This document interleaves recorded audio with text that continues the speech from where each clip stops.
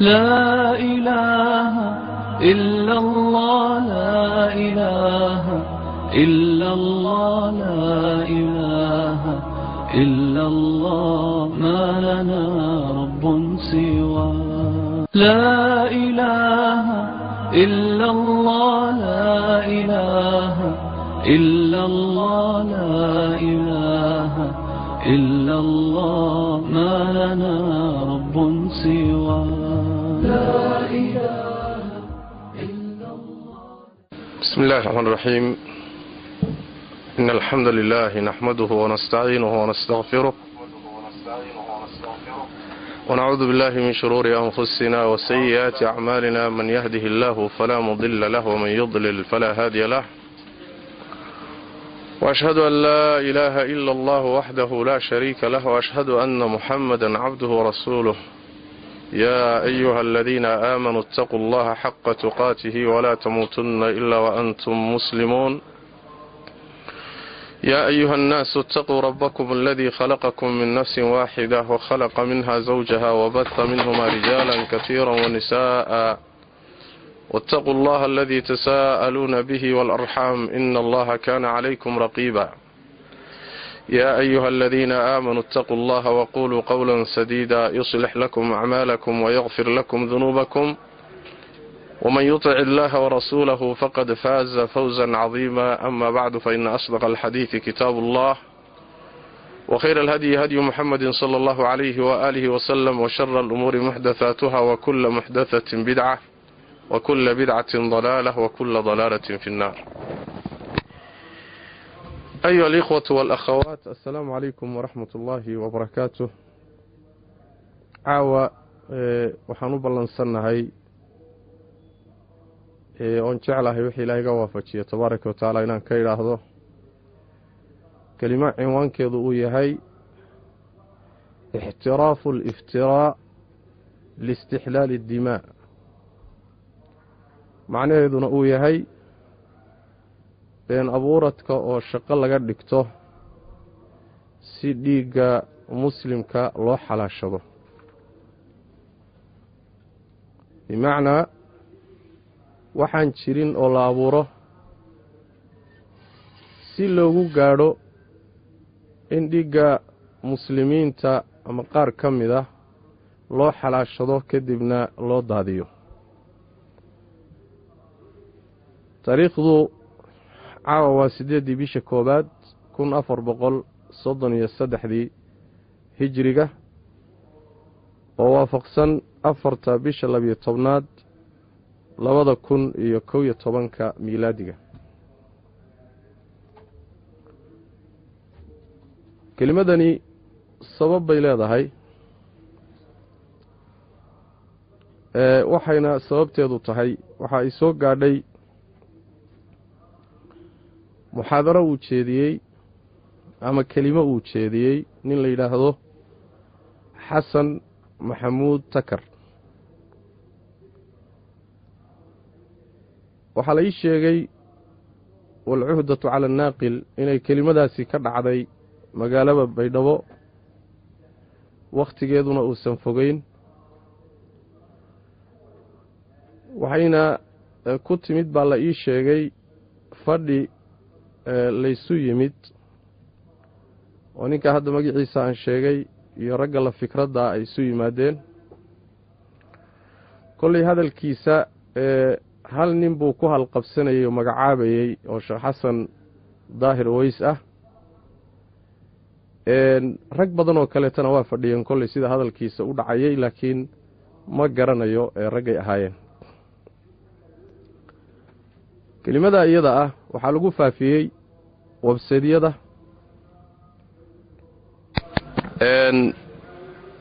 kelimaduna markii runtii loo fiirsado waa kelimo been abuurad iyo talbiisaad iyo xadgudub fara badan oo badheedh ah uu ku jiro, iyo sidoo kale khaladaad kaloo aad u fara badan oo aan dhihi karaa runtii waxa weye waa kelimo si cad ugu baaqaysa in dhiigga culimada iyo dhiigga ducaadda iyo dhiigga muslimka lagu daadiyo si fudud ama la xalaalaysto waxaan dhihi karaa waa kelimo dhiig ka daadanayo.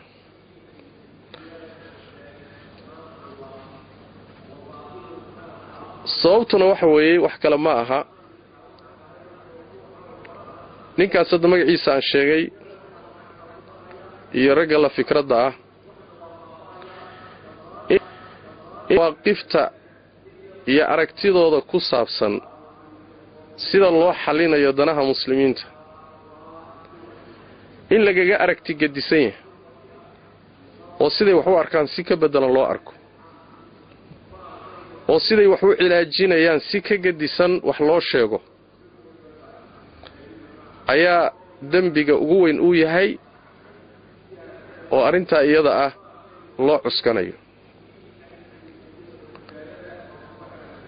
qadaayaadka ummadda haysta iyo marxalada ay marayso iyo muncatifka khatiirka ah ee ay maanta marayso waa arrin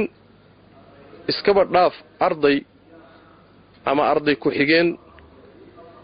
ama yani xataa nin sheekha ragga mujtahidiinta ah ee runtii waxa weeyaan muxuu ahaaye aqoonta dheeraadka u leh culumta shareecada iyo waaqica muslimiinta ayaa maanta qadaayaadka noocaas oo kala ah miisaanka markay saaraan wax badan ku kala aragti bedelnaanaya. qadiyadana sidaas waa qadiyad mucaqada ah waa naazila min an-nawazil oo culimadu u yaqaanaan qadaayaat an-nawazishana sidoodaba ahlul ijtihaadka iska leh bal khaasatu ahli al-ijtihaad ba iska leh nawaazisha caamka ee ummadda haysta makhrajka iyo qaabka looga baxayo iyo jidka la marayo iyo maxaa banaan iyo maxaa lagu qasban yahay iyo maxaa laga tanaasuli iyo maxaa laga tanaasuli karin iyo mowqifka la qaadanayo kullu dalika dhacdooyinka noocan oo kala ah ama qadaayaadka noocan oo kala ah ehelkeedu waa dadka noocaas way.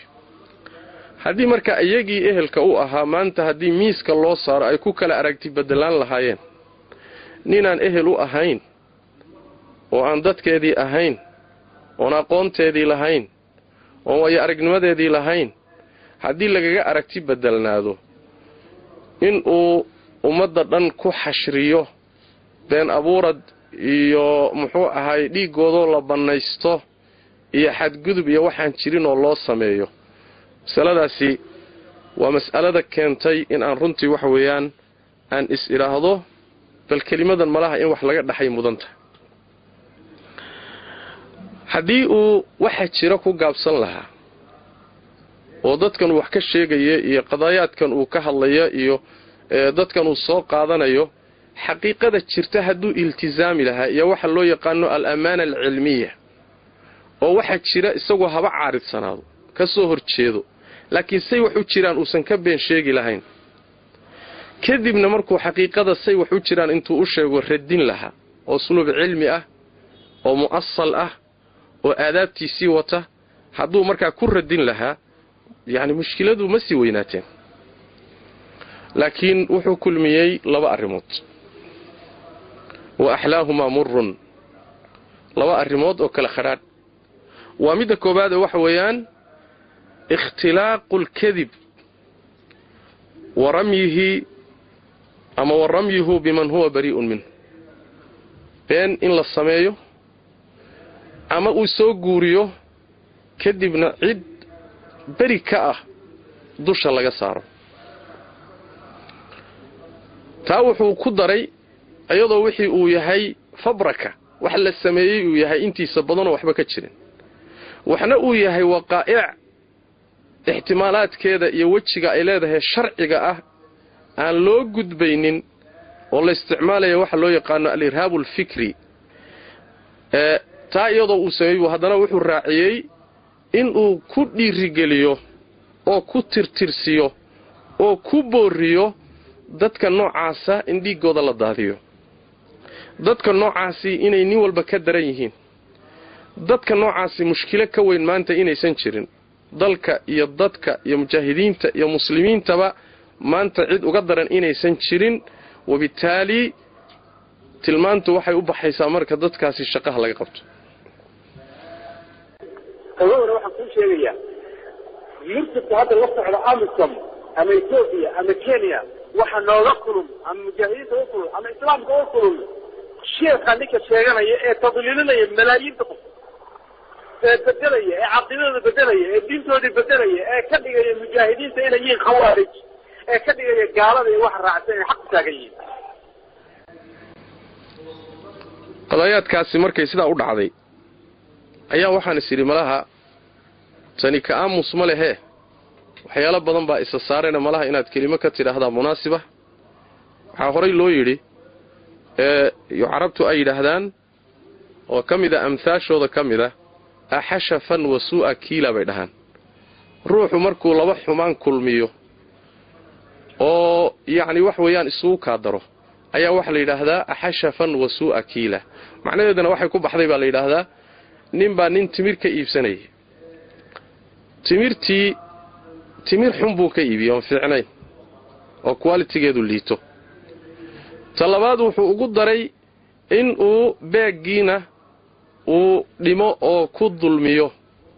oo beegiina dhimo muxuu ahay sidii la rabayna uguma beegin oo uu ka nusqaamiyay timirtuna asalaanteeda u xuntay markaasuu ninkii wuxuu yiri ahashafan wa su'a kiila warnimo laba arrimood baad isugu kaydari timir xun inaad iga iibiso iyo haddana inaad beegii igu xumayso labadaa ha isku darin laba xumaanood marka in la isa saara iyo ka badan arin culus weeye oo haddana tabriir la isaga dhigto noocaasina waayahan dambe aad buu u badan yahay ilaahay tabaaraka wa tacaala ummadda kuma badiyo laakiin waa badan yahay dad wadaadkani hadda magaciisuba si toosa u sheegtay oo asagaa sheegtay in la yiraahdo Xasan Maxamuud Takar laakiin waayahan dambe waxaan runtii mushkilaba ahayd dad magacyo mustacaara wata magacyo ergisa ah ku hoos dhuumanaya oo mesela Abu Fulaan iyo Abu Fulaan iyo Abu Fulaan iyo bawaayahan muxuu ahaay barnaamijka noocaas ka ganacsanay oo ninka kale muxuu ahaayay qoraal buu sameeynayaa dad buu ku been abuuranayaa waxaan jirin buu sameeynayaa website-yadu gelinayaa waa fulaan ibn fulaan haduu dhihi lahaa hebelkii in hebel ahaa oo iscadeyn lahaa wuxuu ka cararayaa tabiicada ka dhalan karta waxaan uu qorayo hadal ninkii lahaaba uu ka dhuumanayo oo ka fakanayo oo uu doonayo inaan loo soo tiirininba yaani mistaaqiyadiisu waad iska garan kartaa inuu soo wax qiimo ku fadhiyo ahayn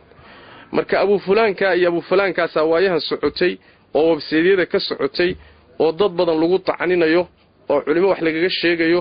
oo lagu been abuuranayo oo muxuu ahaayay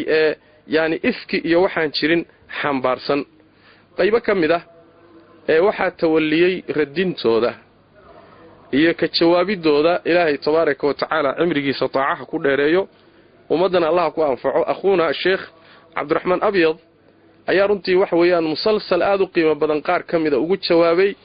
waxaan ka dhageystaa runtii usluub aad u qiimo badan oo rasiin ah oo cilmi ah oo dhacdhac lahayn oo edeb darro lahayn oo maadada cilmiga iyo maqsuudka laga raacayo jawaab waafi bay ahayd qayb kamid ay ahaayeen qayb kamidana runtii wax weeyaan ma aysan helin cid yaani wax weeyaan ummadda baraarujisa oo waxaasi muxuu ahaayay iyo abaatiisha iyada ummadda ka baraarujisa maanan jeclay runtii inaan mataahadka noocaas oo kala ah aan kelimo ku yeesho ma jeclayn laana in badan oo kamida waqtiganaga iyo muxuu ahaayay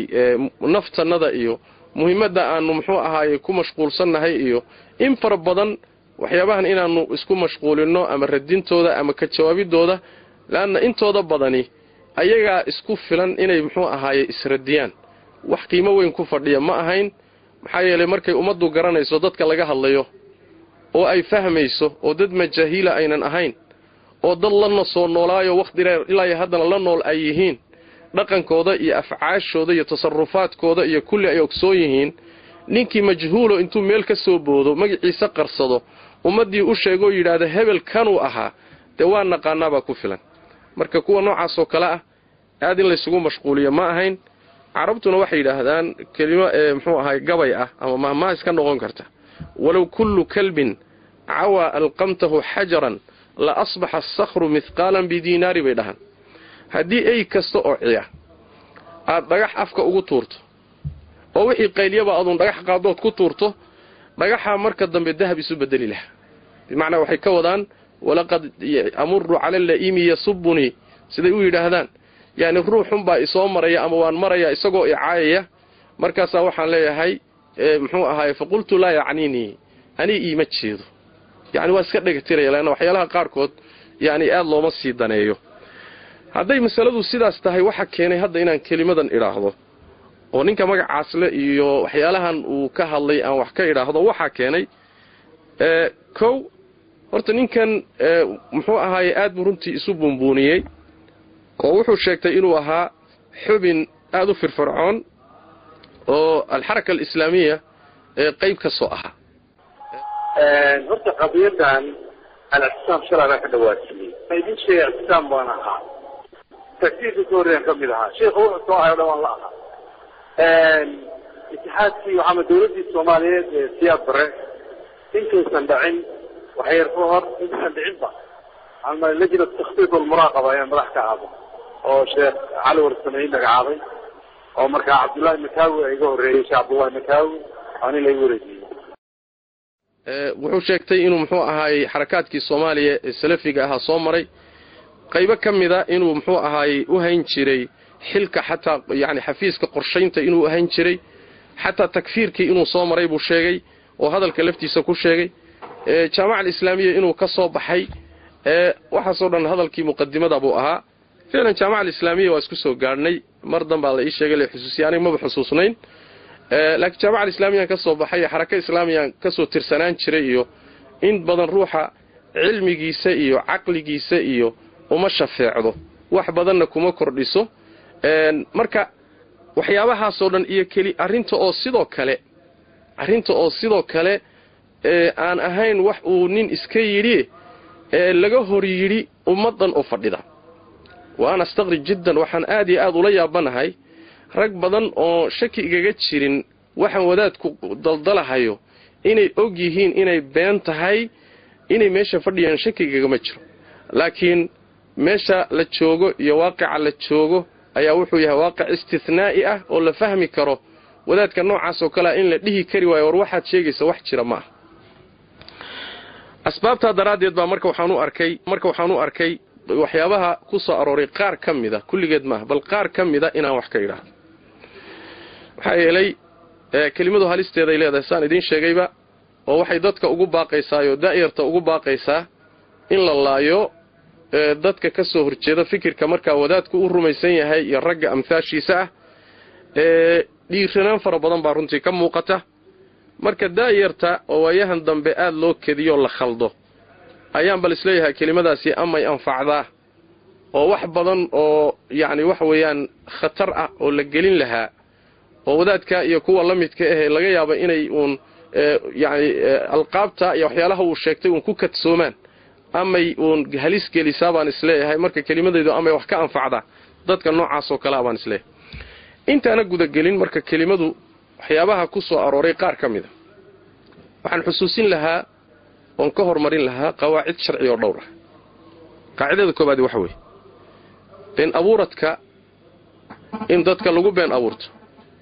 culayska ay ku leedahay ilaahay sharcigiisa tabaaraka wa tacaala hawl sahlan ma aha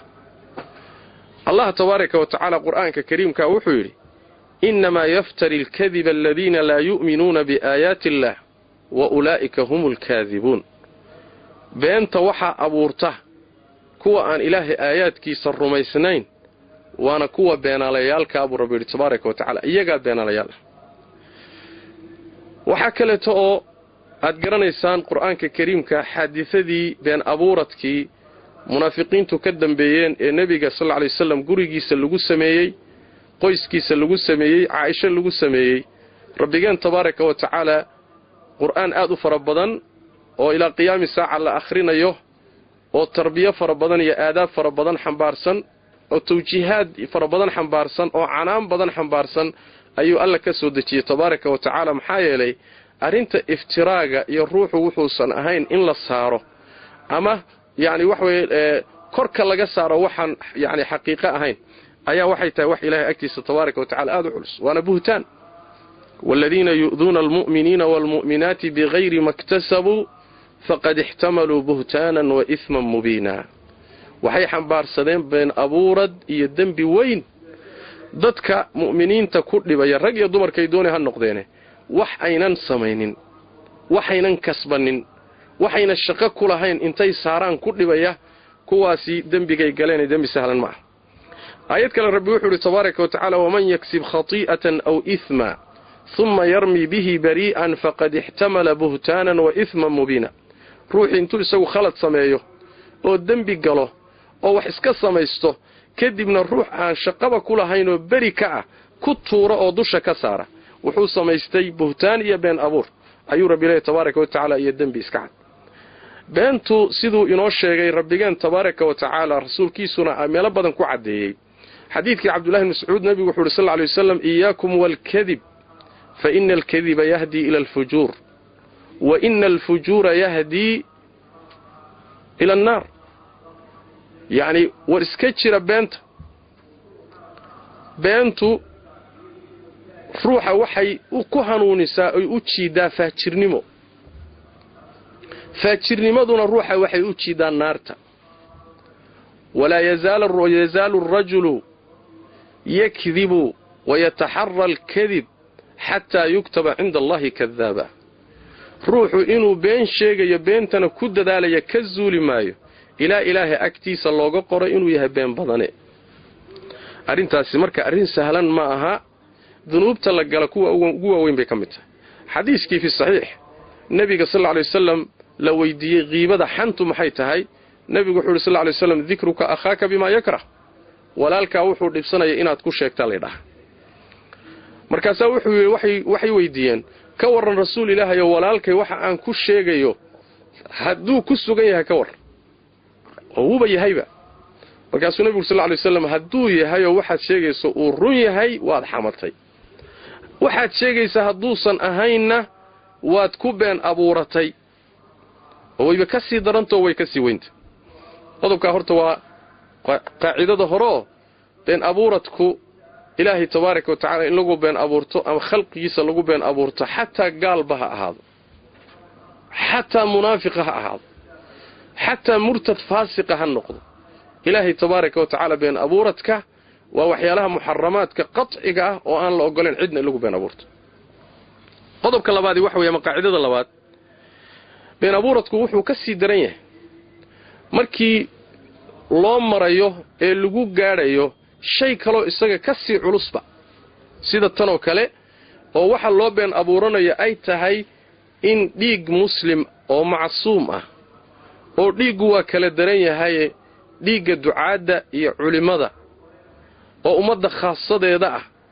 in la banaysto oo lagu dhiiri geliyo oo loo maro arinta iyada oo la yiraahdo arintaasi waxay keenaysaa inay gaalo ka daran yihiin oo cadow ka daran yihiin oo ka qoriga inay ugu ridaya ka daran yihiin oo sidaan u tagi doono been abuuradkii ama beentii markii haddana loo isticmaalo in dhiig loo xalaashado oo dhiig muslim lagu xalaashado oo dhiig culimo lagu xalaashado oo dhiigii ducaada lagu xalaashado markaana waxa weeyaan waa kabiiratun ala kabiira dhiigana rabbigeen tabaaraka wa tacaala quraanka kariimka iyo xadiista nabiga sallallahu alayhi wasallam meesha la saaray iyo booska la dajiyay iyo halista ku jirta waxa tafaasiisheeda aan galaya ma aha laanka muqaddimahan baan ugu talagalay waxaana kugu filan rabbigeen tabaaraka wa tacaala malaa'ikta markuu yiri dhulka waxaan yeelayaa khaliifa ee u sujuuda waxay ku yiraahdeen ataj'alu fiha man yufsidu fiha wa yasfiku ad-dimaa rabbi yawma waxa dhulka dhexdiisa yeelaysaa kuwa dhulka fasaadiya dhiigagana daadiya dunuubtii kale ibn aadamku galahayay waxay ka soo qabteen oo gooni u khasiseen dhiiga daadintiisa sidaas daraadeed ba aimada sunnada al-imam Shaafi'i alayhi rahmatullah iyo Abu Muhammad ibn Hazm iyo غيرkood ba waxay leeyihiin dunuubta ilaahay laga galo bacda shirki ibn Hazm wuxuu yiri iyo salaada ka tagitaankeeda dambiga ugu weyn waxa weeye labada gadaashooda waa in aad gasho ama aad daadiso dhiig ilaahay uu xarimay daadintiisa tabaaraka wa tacaala dhiig muslim macsuum ah inaad dhiiggiisa daadiso wax ilaahay loola tago oo dembiyo intaad ku geeriyooto adoo qaba aad hor istaagtana waxyaabaha ugu culus buu ku jira sidaas daraadeed ayaa markaad barnaamijka noocaasha xalaashato oo dhiigga jiidho oo uu rakhiis kuu noqdo oo sida biyaha u cabto oo inaad kun dishiyo inaad kow disho isugu mid ay kuu noqdaan markaa iyada ah waxaa noqonaysaa soonka iyo salaada iyo cibaadaadka iyo waxaad samaynaysaay waxaa laga yaabaa inaysan in badan kuu shafiicin maxaa yeelay nebigeenna salawaatu rabbi wasalaamu calayh saad garanaysaan khawaarijta wuxuu ku sheegay in ay yihiin ahlunaarka eydooda inay yihiin maca daalika dad bay ugu salaad badnaayeen oo ugu soom badnaayeen oo ugu qur'aan akhris badnaayeen xataa saxaabada way kaga siteen arrimaha noocaas oo kale ah laakiin fiqi la'aan aqoon la'aan taxadar la'aan dhiig la daadiyo dadkoo layska laayo wax yar oo dhiigga lagu xalaashado sidaas darteed salaadii badnayd iyo soonkii badnayd iyo cibaadadii faraha badnaa iyo yacni wixii cibaadaad ahaa runtii iyo ballantii iyo wixii yacni wax way ay lahaayeen oo dhan nebigu salawaatu rabbi wasalaamu caleyh wuxuu ku sheegay kilaabu ahlinaar inay yihiin waxaad garanaysaa marka dimaada muslimiinta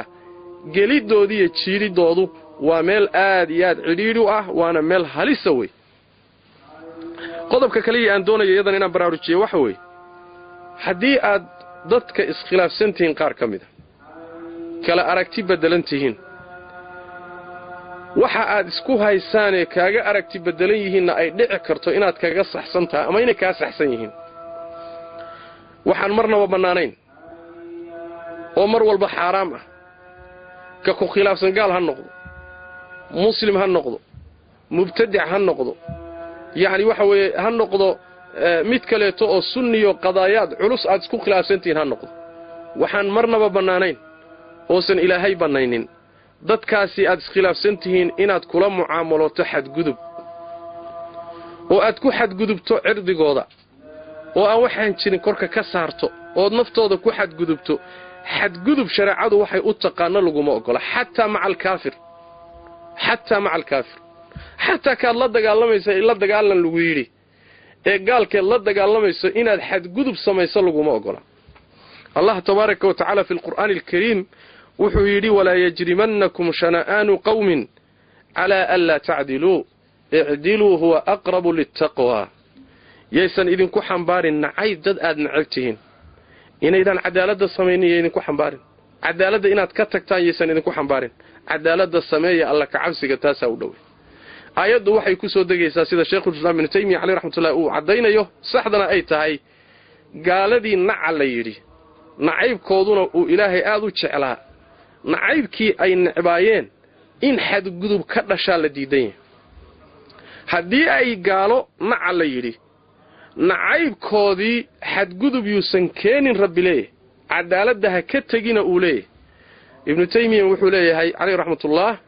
muslimka in la nacaba aan la ogolayn ka warran marka nacaybkiisa hore lama ogola xadgudub warkiisa iska baddaay sidaas daraaddeed inaad mukhaalifkaaga ku xadgudubto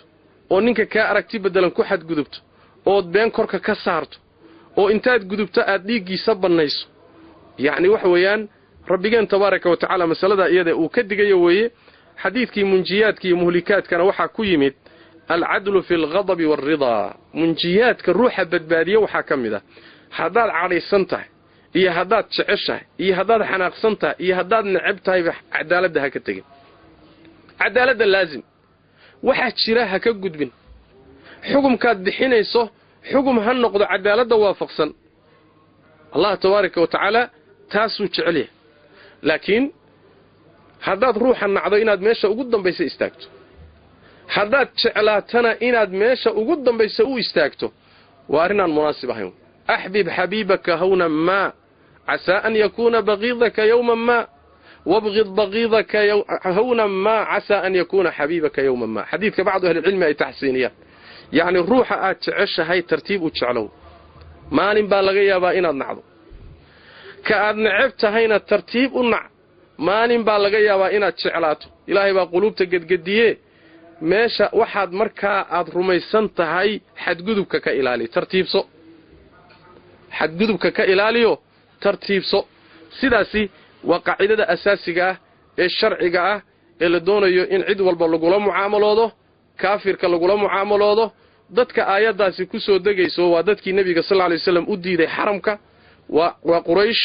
waa dadkii u diiday inuu umra sameeyo waa dadkii beedka ilaahay ka soo saaray saas way macna Allah tabaaraka wa ta'ala fi bidayati surati al-ma'idah sidoo ku tilmaamay wala yajrimannakum shana'anu qawmin an saddukum 'anil masjidil harami an ta'tadu inay ilaahay masaajidkiisii iyo yaani idin diideen oo idinka hor istaageen taasiyana idinku xambaarin inaad xad gudubtaan qaaladii baa laga hadlayaa muslim iyo culimo iyo daaci iyo walaalka aragti aad ku kala bedelantiin waxyaabo laga yaabo inuu kaaga saxsan yahay aad ku kala gadisantihiin aad isku khilaafsantihiin inaad heerka u gaadhay shaki ma laha inay diin xumo tahay qaacidadana waa qaacidada saddexaad qaacidada afraad ee doonaya inaan tilmaamo waxa weeye qawaacida sharciga waxa kamid ah ruux kasto muslimana la doonayo inuu ilaaliyo at-tathabbut fi al-akhbar wa 'adamu at-talaqquf fi ash-sha'i'ati inuu ruux wararka iska hubsado warka shaarica ayaa jidka ku tirkuteentaana inuusan urursanin waxna ku dhisin khaasatan markay arintu ku saabsan tahay dad muslimiina cirdigooda sharafkooda markay ku saabsan tahay dad muslimiina xoolahooda markay ku saabsan tahay dad muslimiina dhiigooda markay ku saabsan tahay waa arin u baahan wixii lagu go'aan qaadanayo iyo khabarka wax lagu dhisayo iyo warka arinta noocaas oo kaleeta la doonayo in loo maro waa inuu noqdo war dhinac walba la iska taagay war la hubiyay waa inuu yahay yaani waxa weeyaan waa in la iska hubiyo ya ayuha alladina aamanu idha darabtum fi sabilillahi fatabayyanu ولا تقولوا لمن ألقى إليكم السلام لست مؤمنا تبتغون عرض الحياة الدنيا waxay ku timid kama fi sahih qolo saxaabada kamid oo safar oo socota ayaa waxay soo mareen nin waxooga xayn yar oo ari haysto sida quraanka ka muuqda daahirkiisa saxaabadii waxay damceen inay xaynta ariga qaataan ninkii waa salaamay markuu salaamay kadibna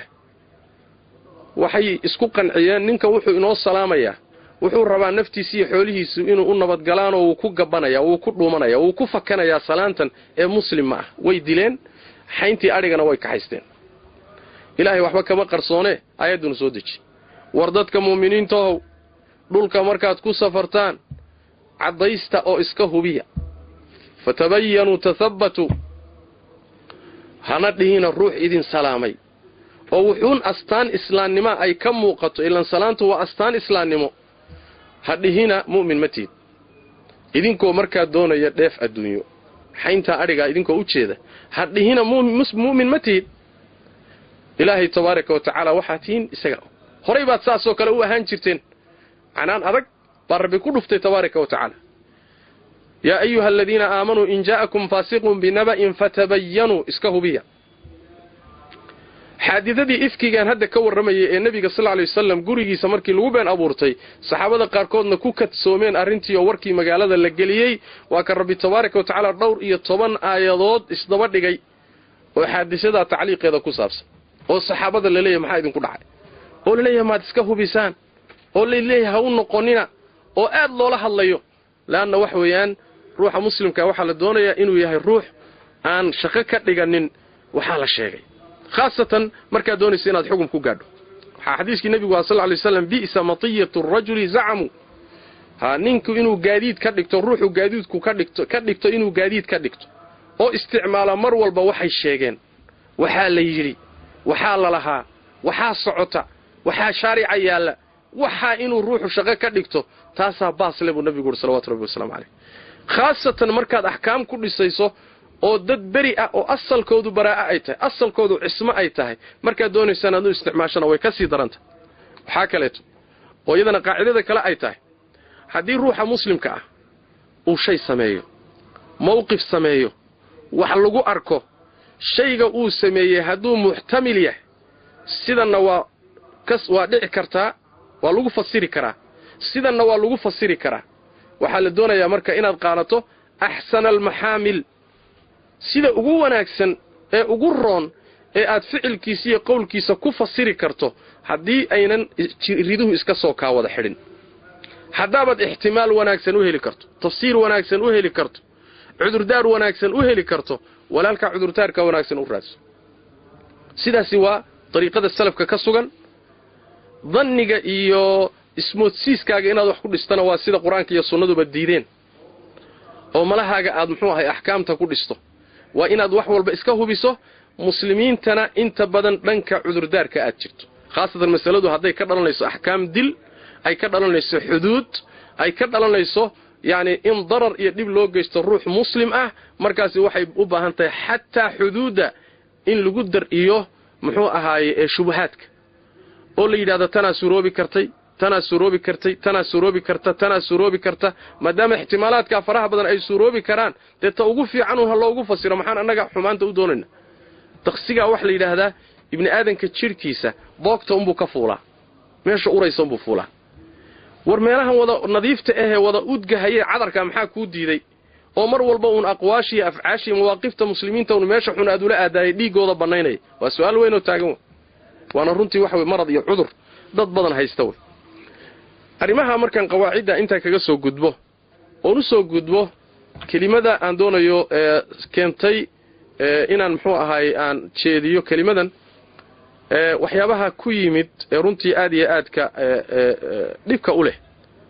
iftiraa'aadkiiyo been abuuradkana waxaa ka mid a marka waxaan taa ka soo wadaa walaal maantay nimanka iyaga ah qaarna hadda shirka hadda u dambeeyay hadda waa maqashay markii Kenya soo weerartay waa Kenya wuxuu ka dhacay Nairobi raggii joogay baa noo soo sheegay ma wax been ah sheekh Umar iyo ka qayb galeen iyo Shible iyo ka qayb galeen bal sheekh Umar hadalku yiri waxa kamida xaq bay Kenya ku taagan tahay inay weerarto Soomaaliya khawaarijta in la laayana waa xaq ajir baan laga helayaa dilkooda bal hadalka u fiirso sheekh Umar hadalku yiri waxa kamida xaq bay Kenya ku taagan tahay inay weerarto Soomaaliya khawaarijta in la laayana waa xaq ajir baan laga helayaa dilkooda walaalku wuxuu yidhi Kenya markay ku soo duushay waddanka Soomaaliya waxaa dhacay mu'tamar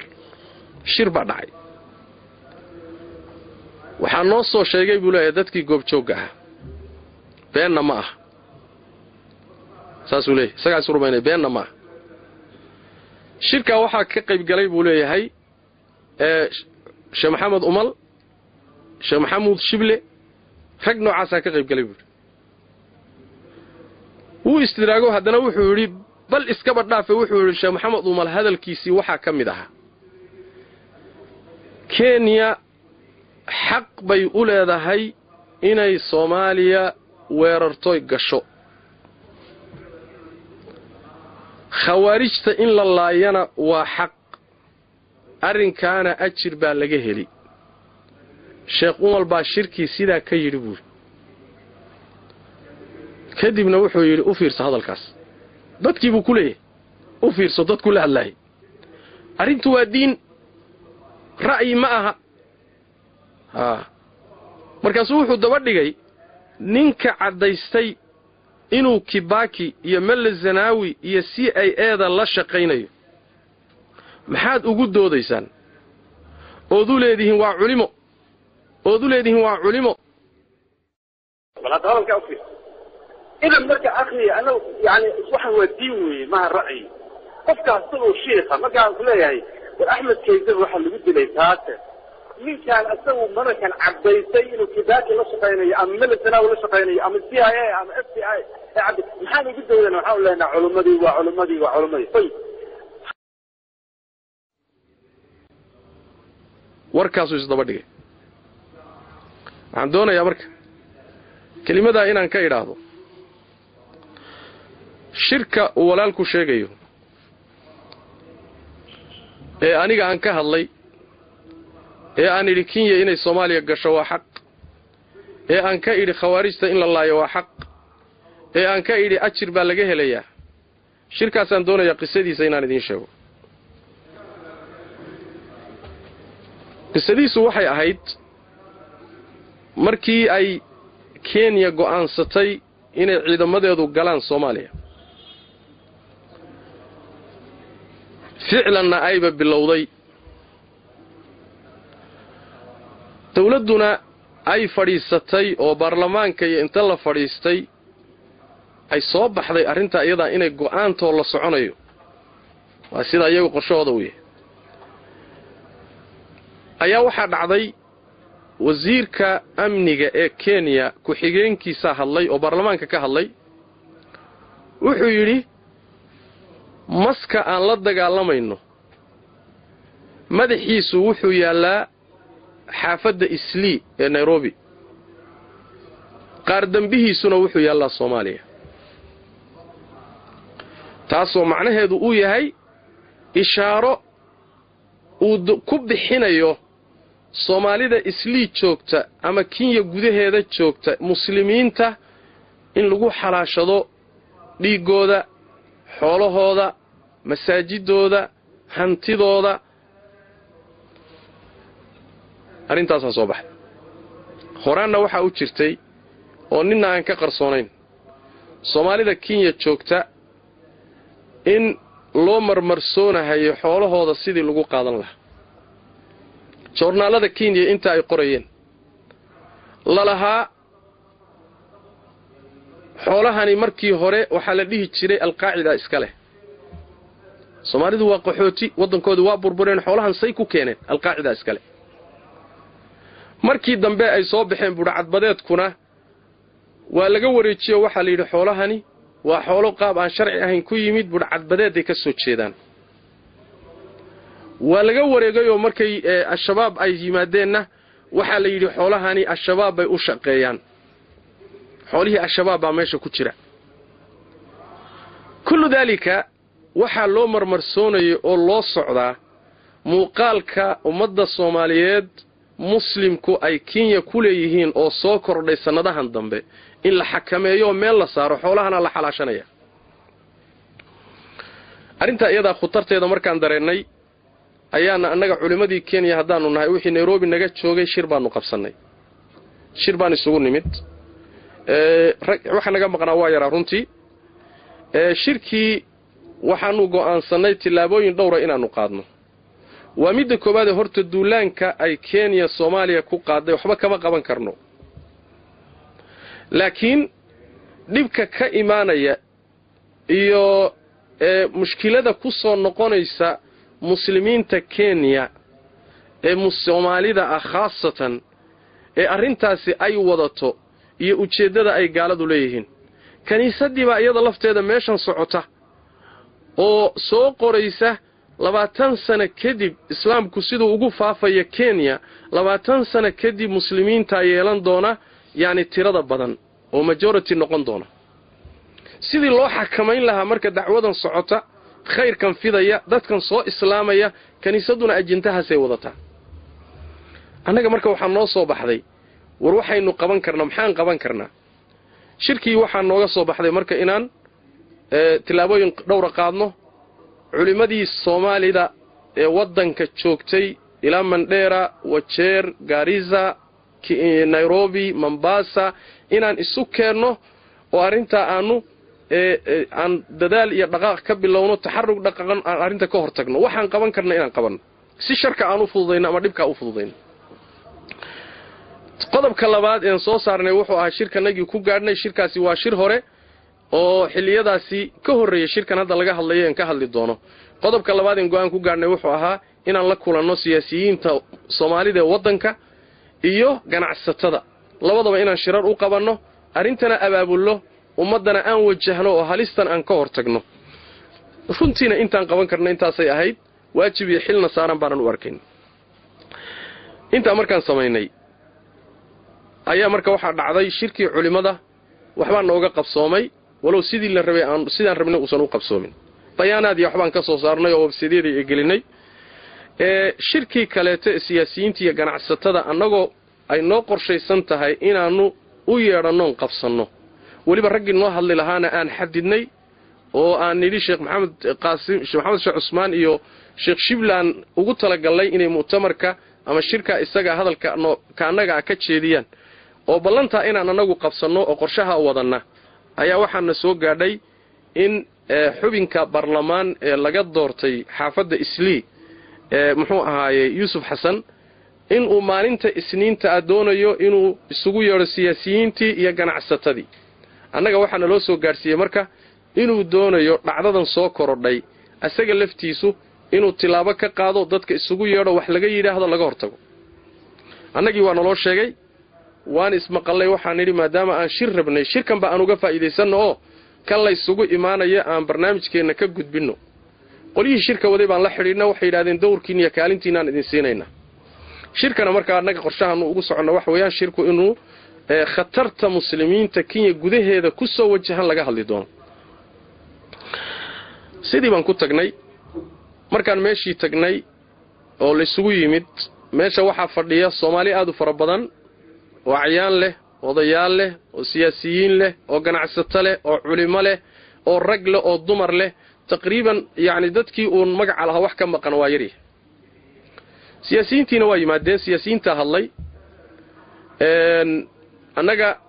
meeshii markaan saluugnay shirka la furfuray waxaan saluugnay shirku qaabku u socdo kadibna inaan hadalkanaga ka gaabsano ayaan muxuu ahaay go'aansanay ama muxuu ahaay isku qancinay waxa hadlay siyaasiyiintii baa hadlay siyaasigu sidiisaba wixii markaa taagan buu isagu ka hadlaa gelitaanka wadanka gudihiisa muslimiinta waxa la damacsan yahay wasiirkii hadlay ee yiri madaxa masku Isliibu yaala oo aad loo radiyay dawladda Kenya aad looga digay inay muslimiinta dhibaato u geysato iyo barnaamijkii gelitaanka oo dawaa siyaasiyiin oo dawladda ka tirsan yihiin mowqifkii dawladda ay qaateen anaga arinta iyada ah wax dawro kale ma ku lahayn khaasatan aniga markaan saluugay qaabka wax u socdaan waan iska baxay bilowgiiba waa iska soo weysto waan soo warwareegay bal inay wax isbedelaan waan soo noqday arintii oo socotaan u imid wax yar kadibna markaan arkay qaabka shirku u socdo waan isaga soo baxay kelimana kuma lahayn bal inta la ii yeeray oo magacayga la sheegay oo la yiri kaalay hadal baan dadka hortiisa ku diiday oo idhi ma hadlayo hal kelimo oon leeyahay wala nisfi kelima wala hal xaraf oon leeyahay mu'tamarka isaga iyo shirka isaga ah kama dhicin waxa la yaab leh marka arintaas oo shaahid wada leh Soomaalida Nairobi iyo Kenya oo dhan ay wada ogsoon tahay culmiye caamaba goobjoog loo ahaa in maanta wadaadku uu yiraahdo uu hadlay oo wuxuu yiri Kenya xaq bay ku taagantahay Soomaaliya oo ha gasho inay gasho xaq bay u leedahay khawaarijta in la laayo xaq weeye sidaas uu Sheekh Malku yiri waa nolosha sheego waa run been ma aha waa diin halka inuu ka buskiciyo wadaadku waxaan u maleynayaa arintaasi inta ka badan ma si gudbayo waxaan doonayaa inaan muujiyo been abuuradka iyo kadibka haddana ka dambeeya maadaama Kibaki iyo Mele Zenawi iyo CIA iyo ay si cad ula shaqeynayaan maxaad culimad u leedihiinood ugu doodaysaanood u difaacaysaan bimacnaa wax weeyaan ishaara ah dadkaasi inaysan ahayn dad maanta la ilaaliyo ama la difaaco ama dhiigooda la ilaaliyo inaysan maanta ahayn qodobkaas intaas ayaan ka dhahayaa been abuuradka noocaasa wax jira ma aha muxuuni hadii cid u sheegtayna waa cid been abuuratay haduu isagu samaystayna waa saan u badinahaye wax weeyaan ayaduna waa been abuuradan waxba ka jirin intaasaan qodobka kaga baxaya insha Allah ta'ala taasi marka waxay ahayd qodobkii ugu horeeyay oo qodobada been abuuradka wadaadka hadalkiisa ku yimid maqsuudka aan shirka u tagnayna wuxuu ahaa maqsuud sharci ah oo muslimiinta Kenya seeban dhibaato ku soo foodle ama muslimiinta ama Soomaalida khaasatanba wixii tabarteena aan uga qaban karnay ahayd maqsuudka saas oo ahaa sidaan idin soo sharxayna shirku waa u dhacay dowrka iyo kaalinta aan anagu kula hayna waa kaas aan idin soo sheegay su'aasha isweydiinta la waxay tahay marka oo dib u baahan in loo weydiiyo wadaadka meesha aan Mele Zenawi kula kulannay ama aan Kibaki kula kulannay ama CIA aan kula kulannay ama aan ku niri Soomaaliya Kenya Soomaaliya gasho xaq bay u leedahay waxa looga baahan yahay aduun in Ilaahay ka baqayo yahay inuu keeno cadaynteeda inuu keeno been abuuradka labaad ee ku yimid muxuu ahaay wadaadka hadalkiisa waxa uu yidhi ninka la yidhaahdo Bashiir Axmed Salaad wuxuu ku dhuumanayaa buu yidhi dabaabadaha gadaashooda taangiyada gadaashooda ku dhuumanaya taangiyada waliba amisom gadaashooda yuu ku gabanayaa buu yidhi haddana waxaa socota buu yidhi in lagu bedeli doono Shariif oo booska Shariif buuba u socdaaba wararkaasi waa socdaan buu yidhi soo ma aragtid waa hadalkiisi ninka Shariif lagu bedeli doono ama lagu bedeli rabo wuxuu yidhi waa Bashiir Axmed Salaad rajaa afduubay oo Bashiir Axmed Salaad madaxu yahay oo taangiya ku dhuumanaya amisom oo halka hadda Shariif ninka lagu bedelo hadda wararkaas la wadaa soo ma jeedin Shariif in lagu bedelo ninka hadda boos fikrasay ma wado waa Bashiir Axmed Salaad meesha marka hadalku wuxuu ku wajahan yahay oo weerarsan yahay oo waxa soo dhibiyo mashaakishaas ba ku haya qolo la yiraahdo niman la yiraahdo al-i'tisaam oo rag fara badan cudur ku noqday oo runtii waxa weeyaan waxa Soomaalidu ay u taqaano foobiyada la yiraahdo ama waayaan ba loo yaqaano mustalaxa cusub buufiska loo yaqaano wuxuu haduu cudur kugu noqdo mushkiladiisu leeyahay waxaan rabaa inaan ku yiraahdo marka tobanayeen baa afduubay ihsaamku Bashiir ugu horeeyay Ibrahim Dheere ninka la Ibrahim Dheere soo dhaafar ku ahaayay ninka la Maxamed Idris nadaal kooxa aynkaas oo kala kuwa iyaga ahna madixi qaatay iyaga ku qaraatay iyaga gaalada hoos galay iyaga ugu khidmeynaya safki labadaas safka maanta lagu jiraa muslimiinta iyo gaalada labadaas safka lagu jiraa kii gaalada bay la galeen halkaas in xabada soo ridaya awooda waxaan ku sheegayaa murtadka hadda la socda amisom ama Ethiopia ama Kenya waxa nooga kulum ama mujaahidiinta u kulum ama islaamka u kulum sheekha ninka sheeganaya ee tadliilinaya malaayiinta qof ee bedelaya ee aqoonta bedelaya ee diintooda bedelaya ee ka dhigaya mujaahidiinta inay yihiin khawaarij ee ka dhigaya gaalada iyo wax raacsan ee xaq taagan yihiin wuxuu waxa jirta qofka sanadka hadda dhammaadka bilowgiisina hayd basri ama kii hore aakhirkiisii ayaa ninka la yiraahdo kii Uganda maxamed Ciisi Museveni ayaa wuxuu yiri waxa anaga Soomaaliya meeshoorteeda waa kooxya culimadoodu waa nala jiraan Museveni waa oranaya culimadoodu sheegay waa kuwa iyaga ah laana sabtiisii bay soo galeen noona i'tisaam la yiraahdo radinaya oo muxuu ahaay uu daba jooga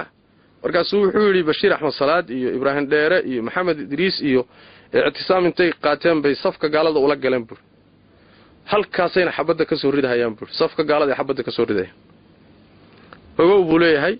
waxaan ku sheegaya ninka gaalada la socda amisom la socda Ethiopiaanka la socda Kenyaanka la socda waxa islaamka uga daran oo mujaahidiinta uga daran oo annaga nooga daran buu yiri sheekha malaayiinta muslimka luminaya oo aqoonooyinkooda bedelaya oo diintooda bedelaya oo mujaahidiinta ka dhigaya inay khawaarij yihiin oo gaalada inta la socoto inay xaq ku socdaan ka dhigaya wadaadkaasi kan ciidamada cadawga la socda ee xabada ridaya ee murtadka ah wadaadkaas nooga daran buu markaasuu wuxuu keenay Museveni hadal uu leeyahay oo uu leeyahay Museveni baa wuxuu yiri Soomaaliya koox yar baa naga soo horjeeda culimadoodii xataa anaga inala jiraan markaasuu wuxuu isweydiiyay isaga su'aasha isweydiinay culimadaasi yihiin uu sheegayo isaga isu jawaab wuxuu yiri